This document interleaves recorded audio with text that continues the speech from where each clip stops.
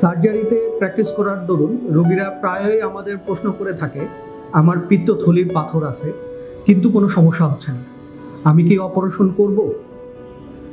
আমরা প্রায়ই এই প্রশ্নের সম্মুখীন হয়ে থাকি। সেক্ষেত্রে আমাদের জানতে হবে পিত্তথলির কী ধরনের পাথর হয়ে থাকে। সাধারণত পিত্তথলিতে 3 ধরনের পাথর হয়ে থাকে। অনেক বড় পাথর, লার্জ স্টোন, ছোট পাথর যেটা টাইনি স্টোন নামে আল্ট্রাসোনোগ্রামে লেখা থাকে, অথবা বালুকণার মতো পাথর যেটা আল্ট্রাসোনোগ্রামে গলব্লাডার স্লাজ অথবা ডেব্রিস আকারে লেখা থাকে।